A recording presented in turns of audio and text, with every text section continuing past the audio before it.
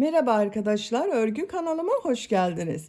Hem kız hem erkek çocuklarınız için yapabileceğiniz kolay tığ işi hırka yaptım. Bugün bu hırka anlatımını sizlerle paylaşmak istiyorum.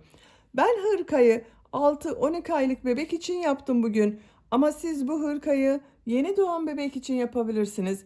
1, 2, 3, 4, 5 yaş her yaş çocuklarınıza yapabilirsiniz. Yetişkinler için de uygun bir model. Hırka örgüsüne yakadan zincir yaparak başlıyoruz. 6 aylık ölçüde anlatıyorum.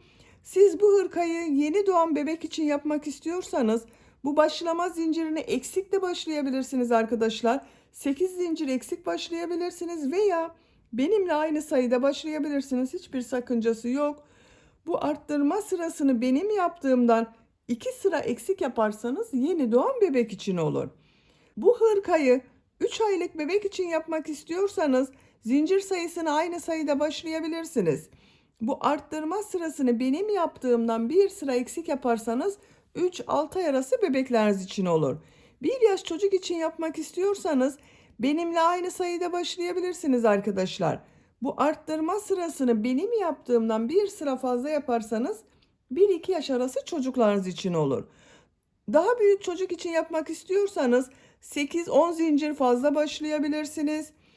Bu ön bölümleri birer trabzan, kol ve arka bölümleri ikişer trabzan fazla yaparsanız 2-3 yaş arası çocuklarınız için olur. Bu arttırma sırasında 2-3 sıra fazla yapmanız gerekiyor. Yetişkinler için de boyun genişliğine göre ölçebilirsiniz. Bu arttırma sırasını da herhangi bir kazak veya hırkaya ölçerek yapabilirsiniz arkadaşlar. Ön bölümden düğmeli yaptım. Bebeğe giydirip çıkarması kolay. Esnek bir örgü oldu. Bakın çok esnek arkadaşlar. 4 düğme kullandım burada. 4 düğme iliği yaptım. Karşısına düğmeler yaptım. Ters tarafının görüntüsü bakın bu şekilde aynı görünüyor. Arka bölüm bu şekilde bakın. Hırka örgüsünde iplik olarak ben bugün bu ipliği kullandım. Benekli bebe ipliği arkadaşlar, 100 gram iplikte 300 metre var. İplik markasını söyleyemiyorum arkadaşlar. Telif hakkı olduğu için iplik markasını söylememiz yasak. Siz her marka bebek iplik ve renklerini kullanarak yapabilirsiniz. Benekli iplik olmasına gerek yok. Düz renkli ipliklerle de çok güzel oluyor. 1,5 adet iplik kullandım. Bir yumak iplik gövde bölümünde bitti. Kollarda ikinci yumak ipliğe başladım. Tığ olarak 5 numara 3 milimetre tığ kullandım. Elim çok sıkı değil. Bakın yaptığım örgüler çok yumuşak oluyor. Sizin eliniz sıkıysa 3,5-4 milimetre ile yapmanız çok daha güzel olur. Ölçülerini videonun sonunda ölçüyorum. Oraya bakabilirsiniz. İplik tığı hazırlayalım. Hep birlikte bu kolay ve güzel hırka örgüsüne başlayalım. Örgü kanalıma abone değilseniz abone olmayı unutmayın lütfen. Hepinize kolay gelsin. İyi çalışmalar. Örgüye yakadan zincir yaparak başlıyoruz. İlk ilmeği ben bu şekilde yapıyorum. Zincirleri yapmaya başlıyorum. Çok sıkı zincirler yapmıyorum. 70 zincir yapalım. 70 zincir yaptım. Bakın çok sıkı zincirler yapmadım. 70 zincirin kaç santimetre olduğunu ölçüyorum. 30 santimetre zincir uzunluğu var arkadaşlar. 30 santimetre için ben 70 zincir yaptım. Sizin elinizin sıklığına göre daha fazla zincir yapmanız gerekebilir. Şimdi bu zincirler üzerine yarım trabzan yapacağız. Yarım trabzan yaparken yaka ayrımlarını yapacağız. Ön bölümleri, kol bölümlerini ve arka bölümü işaretleyeceğiz arkadaşlar. Tığ üzerine iplik alıyorum. 2 ilmek atlıyorum. 3. ilmeğe yarım trabzan yapıyorum. Bakın şu şekilde tığ alıyorum. İlmeğe tığ takıyorum. İplik aldım. 3 ilmek var. Üçünün içinden bir defada çekiyorum. Yarım trabzan oluyor. Ön bölüm için 10 yarım trabzan yapıyorum. Sıra başında yaptığım bu 2 ilmek atlama da bakın bir yarım trabzan oluyor. 1, 2, 3, 4, 5, 6, 7, 8, 9, 10. 10 yarım trabzan yaptım. Arttırma yeri için 2 zincir yapıyorum. Kol bölümüne 14 yarım trabzan yapıyorum.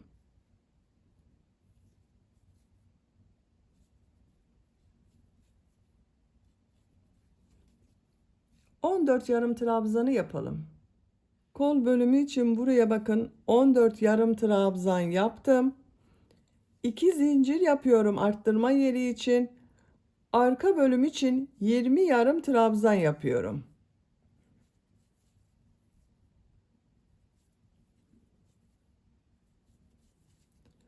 Bu ön bölümü siz kaç trabzan yaptıysanız arkadaşlar, bu arka bölüm ön bölümün 2 katı olacak. 2 ön bölümün toplamını arka bölüm için yarım trabzan yapıyoruz. 20 trabzan yapalım. Arka bölüm için 20 yarım trabzan yaptım. 2 zincir yapıyorum. Kol bölümü için 14 yarım trabzan yapıyorum.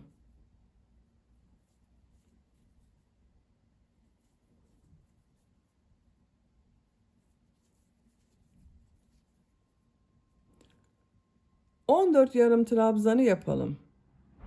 Kol bölümü için 14 yarım trabzan yaptım. Arttırma yeri için 2 zincir yapıyorum. 10 yarım trabzan yapıyorum.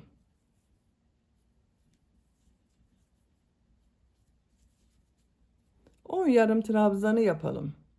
Ön bölüm için 10 yarım trabzan yaptım. Bu sırada yaka ayrımlarını yaptık arkadaşlar. Ön bölümler için 10 yarım trabzan, kol bölümleri için 14 yarım trabzan, arka bölüm için de bakın 20 yarım trabzan yaptım. İkinci sıradayım. Bir zincir yapıyorum, örgüyü çeviriyorum. Yine yarım trabzanlar yapıyoruz. Tığ üzerine iplik alıyorum. Bakın yarım trabzanı şu şekilde 2 ilmeğe yapmıyorum. Tek ilmekten alarak yapıyorum. Bakın bu tarafta görünen tek ilmek üzerine yarım trabzan yapıyorum.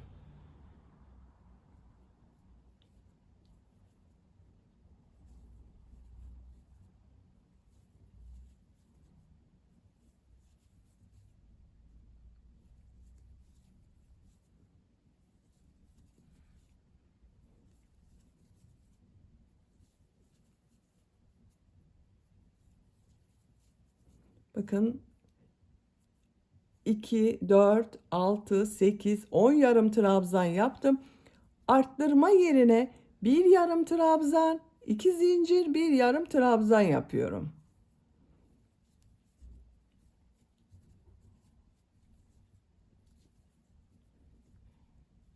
Kolda bulunan ilmekler üzerine bakın yine ilmekten alarak yarım trabzan yapıyorum. Şu şekilde yapmıyorum.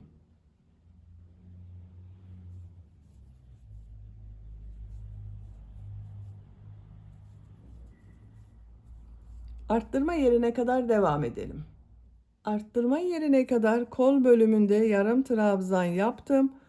Buraya bir yarım trabzan, 2 zincir, bir yarım trabzan yapıyorum. Bakın kol bölümünde bu sırada arkadaşlar 2, 4, 6, 8, 10, 12, 14, 16 yarım trabzan oldu. 2 yarım trabzan artmaya oldu bakın bu sırada. İlmeklere yarım trabzan yaparak devam ediyorum. Arttırma yerine kadar devam edelim. Buraya kadar yarım trabzan yaptım. Arttırma yerine bir yarım trabzan, 2 zincir, bir yarım trabzan yapıyorum. Diğer ilmeklere yarım trabzan yaparak devam ediyorum. Bakın şu şekilde yapmıyorum. Şu tek ilmekten alarak yarım trabzan yapıyorum. Arttırma yerine kadar devam edelim. Arttırma zincirine kadar yarım trabzan yaptım. Bu arttırma zincirinin üzerine bir yarım trabzan, iki zincir, bir yarım trabzan yapıyorum.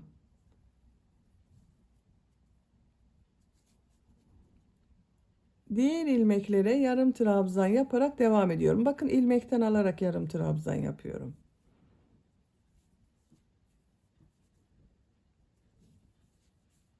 Sıra sonuna kadar devam edelim.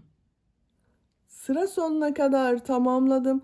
Son trabzanı bakın burada 2 ilmek atlayarak bir yarım trabzan yaptım. İkinci zincir üzerine yapıyorum. Bu sırada da bakın 2, 4, 6, 8, 10, 11 yarım trabzan oldu bu bölümde arkadaşlar. Arttırma yerlerinde bir yarım trabzan, iki zincir, bir yarım trabzan yaptık. Diğer ilmeklere yarım trabzan yaptım. Üçüncü sıradayım. Bir zincir yapıyorum. Örgüyü çeviriyorum. İlk ilmeğe yarım trabzan yapıyorum. Diğer ilmeklere yarım trabzan yapıyorum. Buraya kadar devam edelim.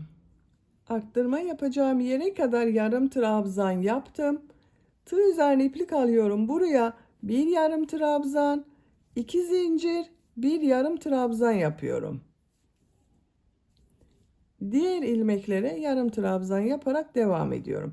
Bakın şu şekilde ilmekten alarak yapıyorum arkadaşlar.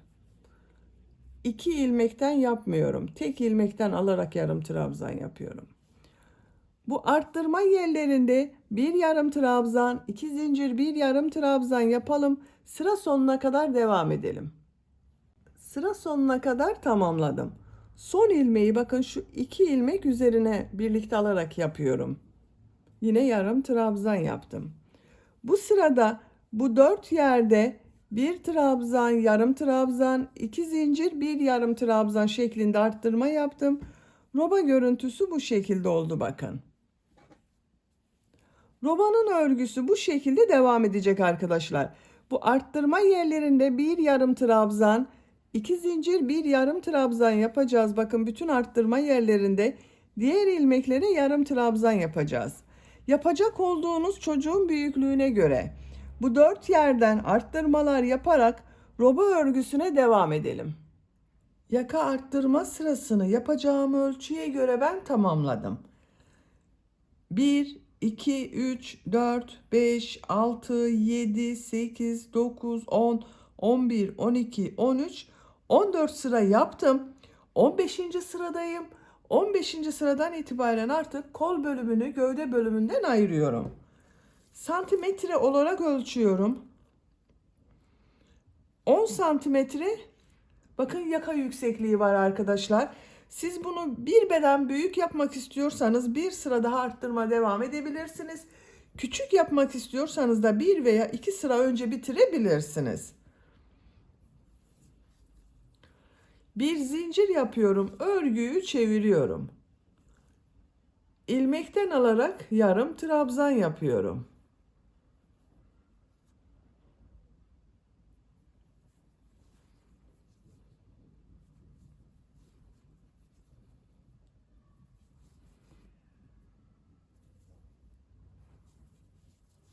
Arttırma yaptığımız bu zincire kadar devam edelim.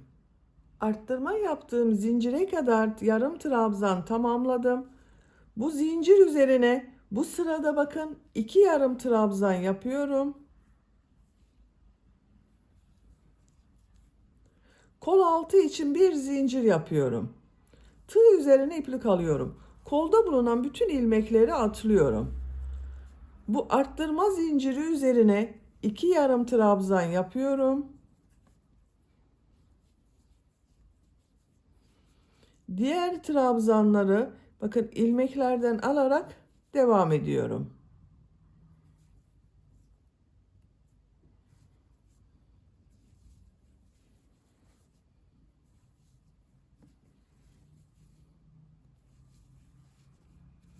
Buraya kadar devam edelim. Buraya kadar bakın yarım trabzan tamamladım. Arttırma yerine 2 yarım trabzan yapıyorum. Kol altı için bir zincir yapıyorum. kolda bulunan bütün ilmekleri atlıyorum. Bu arttırma yaptığım bir zincir üzerine 2 yarım trabzan yapıyorum.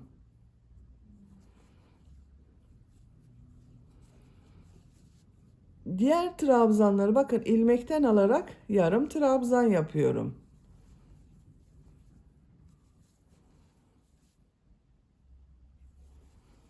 Sıra sonuna kadar devam edelim. Sıra sonuna kadar tamamladım. Bu sırada bakın yine yarım trabzanlar yapmaya devam ettim. Kol bölümlerini gövde bölümünden ayırdım. Kol altında birer tane zincir yaptım. Artık örgüye gövde örgüsüyle devam ediyorum. Bir zincir yapıyorum, örgüyü çeviriyorum. İlmeklerden alarak yarım trabzan yapıyorum.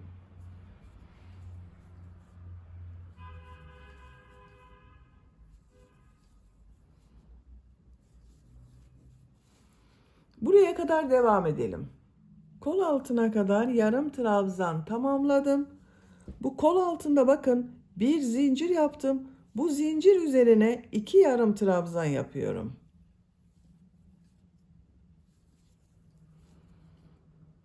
Diğer ilmekleri yarım trabzan yaparak devam ediyorum. Yine bakın bir ilmekten alarak yarım trabzan yapıyorum. Buraya kadar devam edelim. Diğer kol altına kadar yarım trabzan tamamladım. Bu bir zincir üzerine 2 yarım trabzan yapıyorum.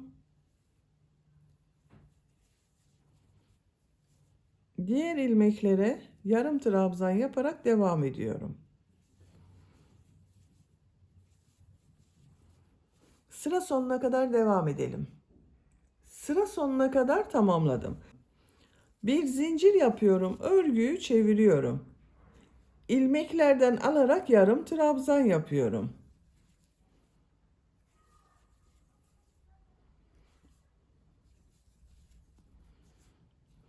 Sıra sonuna kadar devam edelim.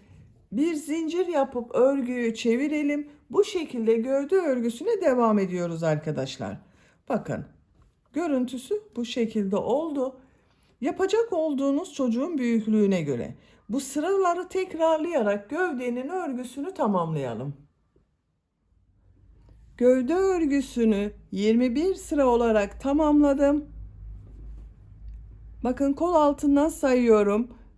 2, 4, 6, 8, 10, 12, 14, 16, 18, 20, 21. Burada bitirdim arkadaşlar. Santimetre olarak ölçüyorum.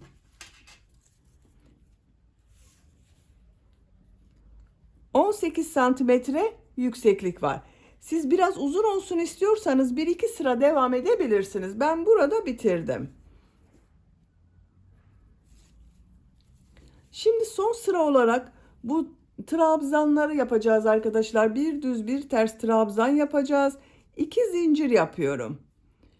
İlk trabzanı bakın şu şekilde yarım trabzanı boşluktan alıyorum. İkili trabzan yapıyorum bakın. Ters taraftan boşluktan alıyorum.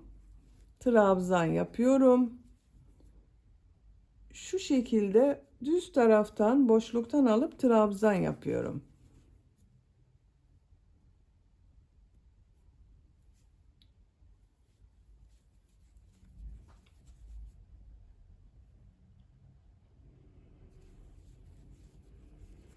Bir düz bir ters boşluktan alarak trabzan yapıyoruz.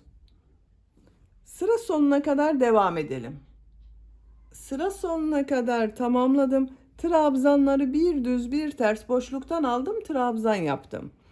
Son trabzan bakın şu ilmek üzerine trabzan yapıyorum. Bakın görüntüsü bu şekilde oldu.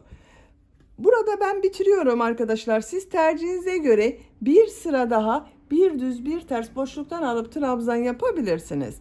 Ben bunu yeterli görüyorum. Şimdi ön patları yapalım. Bakın ön patları yapacağız. Buraya düğme ilikler de yapacağız arkadaşlar. İki tarafa ön pat yapacağız. Ön pat yapmak için sık iğneler yapıyorum. İlk ilmeğe sık iğne yapıyorum. Diğer ilmeklere sık iğne yaparak devam ediyorum.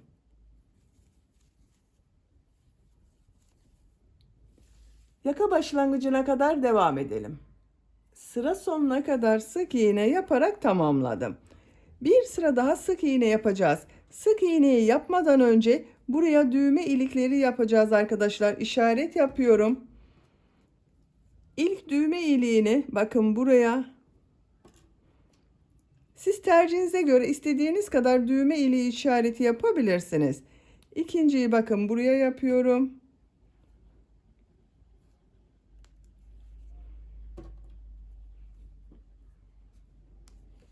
Bakın 4 düğme kullanmak istiyorum ben bugün. 4 düğme işaretini yaptım. Siz bunu 3 düğmeli yapabilirsiniz, 5 düğmeli yapabilirsiniz. Bir zincir yapıyorum, örgüyü çeviriyorum. İlk ilmeğe sık iğne yapıyorum. Düğme iliği için 3 zincir yapıyorum.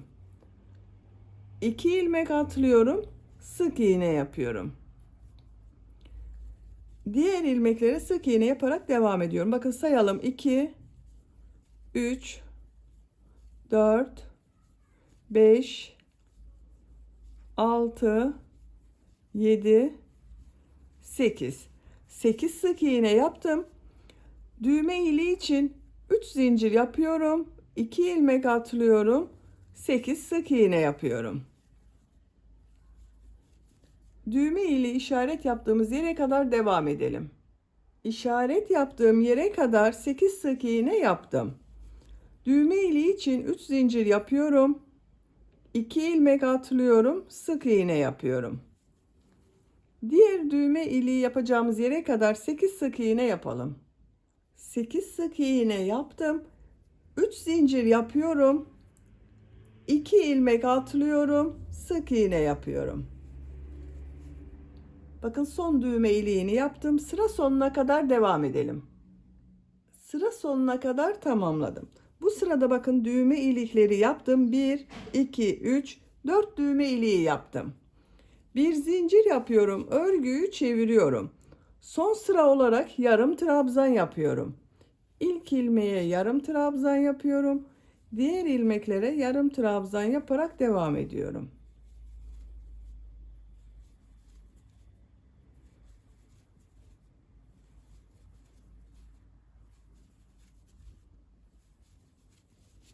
Bu düğme iliği için yaptığım zincirler üzerine 2 yarım trabzan yapıyorum.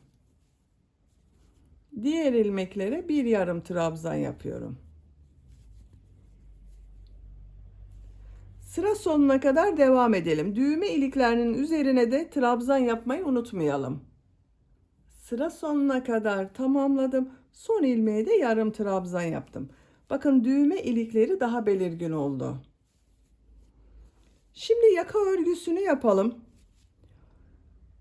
Sık iğne yapıyorum. Bu ilmeğe de sık iğne yapıyorum.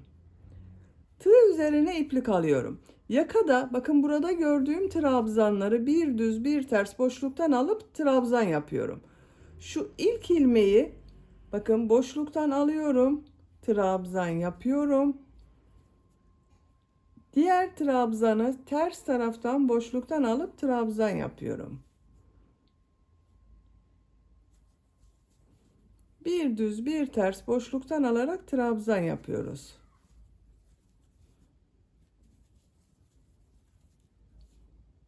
Sıra sonuna kadar devam edelim. Sıra sonuna kadar tamamladım. Son trabzanı bakın düz taraftan boşluktan aldım, trabzan yaptım. İpliği burada bekletiyorum arkadaşlar. Bu ön patta da burada yaptığım gibi 2 sıra sık iğne yapacağız. Son sırayı bu iplik ile devam edeceğiz. Bu yaka başlangıcından ilmek yapıyorum. Sık iğne yapıyorum.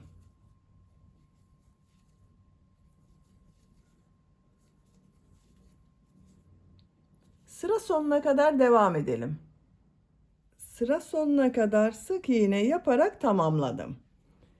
Bir zincir yapıyorum, örgüyü çeviriyorum. Sık iğne sırası yapıyorum.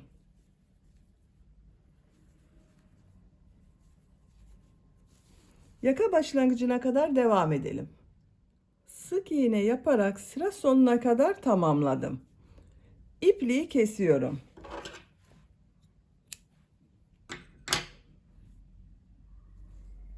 Bakın bu ön patta 2 sıra yaptım. Diğer ön patta bakın 2 sıra sık iğne yaptım. 1 sıra yarım trabzan sırası yaptım. Burada bakın ipliği bekletiyordum. Bununla yarım trabzan sırasına devam ediyorum. En son ilmeğe bakın boşluktan aldım, trabzan yaptım. Şu ilk ilmeğe sık iğne yapıyorum. Burada yuvarlak bir görüntü elde etmek için tığ üzerine iplik alıyorum. İlmeklere yarım trabzan yapıyorum.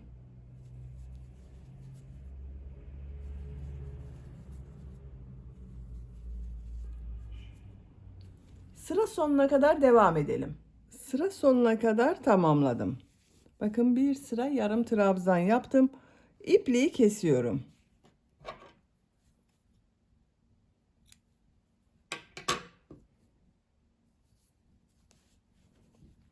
Bakın arkadaşlar, bu ön pata düğmelerini dikerek kullanabiliriz. Kol örgülerini yapalım. Bakın ben kol örgüsünün birisini bu şekilde yaptım. Diğer kol örgüsünü sizinle yapalım.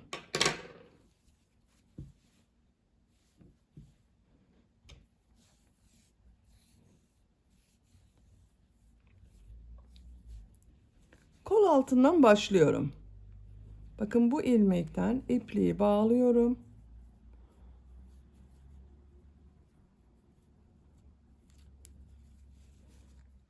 İlmek yapıyorum. İlk trabzanın, bakın yarım trabzanın ilmekten alıyorum. Yarım trabzan yapıyorum. İlmeklerden alarak yarım trabzan yapıyorum.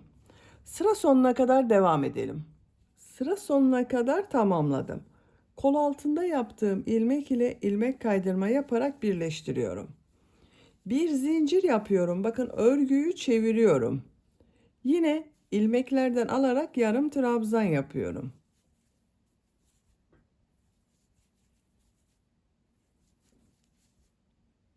Sıra sonuna kadar devam edelim.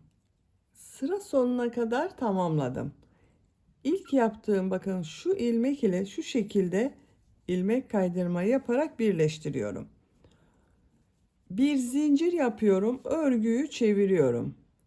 İlk ilmekten yarım trabzan yapıyorum. Diğer ilmeklere yarım trabzan yapıyorum. Sıra sonunda arkadaşlar bakın şu ilmeğe de yarım trabzan yapacağız. Eksiltmemeye dikkat edelim. Aynı sayıda olacak kol örgüsü. Bakın kolun örgüsü bu şekilde. Bu kol örgüsünü gövde ile aynı sırada yapabilirsiniz. Bir sıra eksik yapabilirsiniz. Ben 2, 4, 6, 8, 10, 12, 14, 16, 17 sıra yaptım. Bakın burada da var. 17 sıra yaptım. Bu kolun örgüsünü de 17 sıra olarak tamamlayalım. Kol örgüsünü 17 sıra yaptım. Bakın kol altından itibaren 2, 4, 6, 8, 10, 12, 14, 16, 17. Diğer kol örgüsünü de ben aynı şekilde yaptım. Sonra bileklik bölümünü yaptım. Siz tercihinize göre bunu 18, 19 sıra olarak yapabilirsiniz.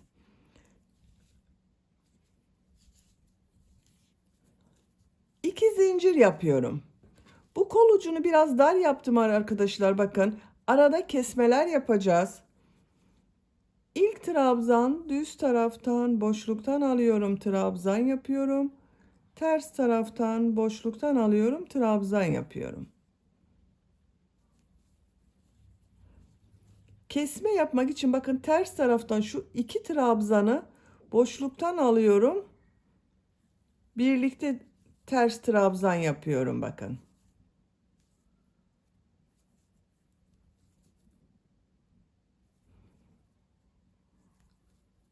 Düz taraftan boşluktan alıyorum, trabzan yapıyorum. Ters taraftan boşluktan alıyorum, trabzan yapıyorum.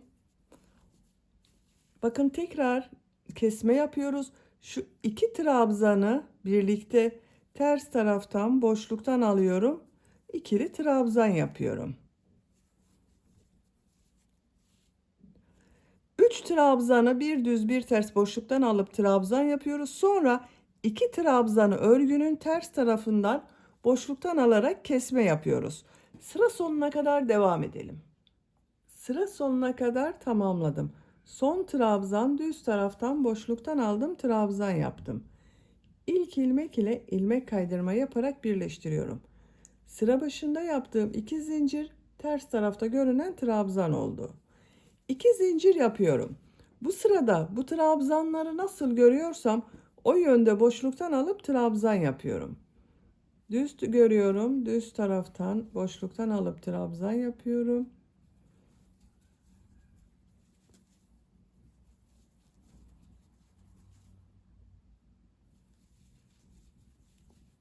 Sıra sonuna kadar devam edelim.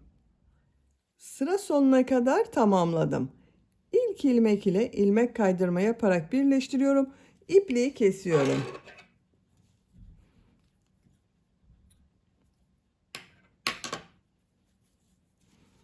Ben 2 sıra yapmayı tercih ettim arkadaşlar. Siz tercihinize göre bunu bir sıra daha devam edebilirsiniz. Hırka örgüsünü bitirdim. Bakın çok güzel oldu.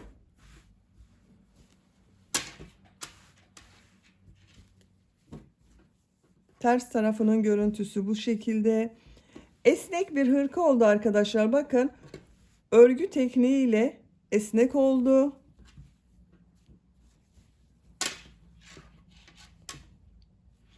Düğmelerini de diktim ben.